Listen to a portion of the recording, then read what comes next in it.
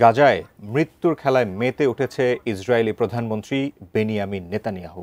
ঘাতক ইসরায়েলি বাহিনীর বোমা ছাড়ছে না নিষ্পাপ শিশুগুলোকেও। হামলার শিকার হচ্ছেন চিকিৎসকসহ সাহায্য করতে আসা মানবাধিকার কর্মীরাও।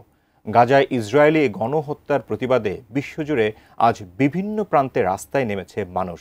এর মাঝেই ডোনাল্ড ট্রাম্পের সাথে দেখা করতে যুক্তরাষ্ট্র সফরে গেছেন নেতানিয়াহু। তবে কি আরও ভয়াবহ কোনো পরিকল্পনার ছক কষছে এই ইসরায়েলি শাসক? বিস্তারিত শিহাব ইসলামের ডেস্ক রিপোর্টে। গাজার উপত্যকায় ইসরায়েলি বাহিনীর চলছে নির্বিচার হামলা, আর এই হামলার বিরুদ্ধে বিশ্বজুড়ে চলছে তীব্র প্রতিবাদ। ফিলিস্তিনের গাজার উপর ইসরায়েলের এই আক্রমণের প্রতিবাদে গত কয়েকদিনে একাধিক ধর্মঘট ও বিক্ষোভ অনুষ্ঠিত হয়েছে। গাজার স্বাধীনতার পক্ষ থেকে সশস্ত্র গোষ্ঠী হামাসও শক্ত প্রতিরোধ গড়ে তুলেছে এবং ইসরায়েলের বিরুদ্ধে সবচেয়ে বড় আক্রমণ চালিয়েছে। RICL TMX, যুগের পর যুগ স্থাপনা থাকে মজবুত।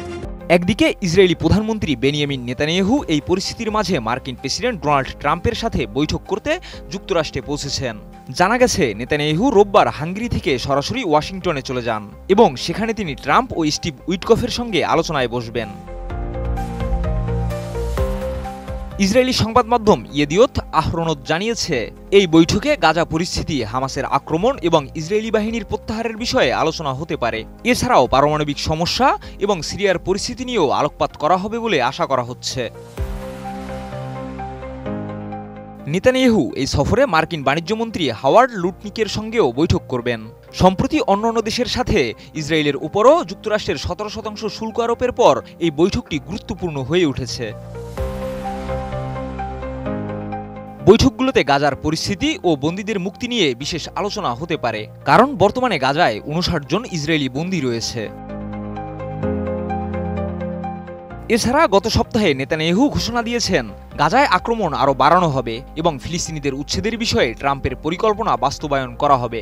এই পরিস্থিতি আরও উত্তেজনাপূর্ণ হয়ে উঠেছে, বিশেষ করে আন্তর্জাতিক অপরাধ আদালত ইসরায়েলি প্রধানমন্ত্রী ও তার সাবেক প্রতিরক্ষামন্ত্রীর বিরুদ্ধে যুদ্ধ অপরাধের অভিযোগে গ্রেপ্তারি পরোয়ানা জারি করেছে। বিশ্বের নানা প্রান্তে গাজার এই মানবাধিকার লঙ্ঘনের বিরুদ্ধে প্রতিবাদ অব্যাহত থাকলেও ইসরায়েল এখনও আক্রমণ চালিয়ে যাচ্ছে। গাজার মানুষের উপর এই অত্যাচারের বিরুদ্ধে আন্তর্জাতিক চাপ বাড়ছে, কিন্তু ইসরায়েলের অবস্থান এতটুকুও নরম হওয়ার কোনো লক্ষণ দেখা যাচ্ছে না।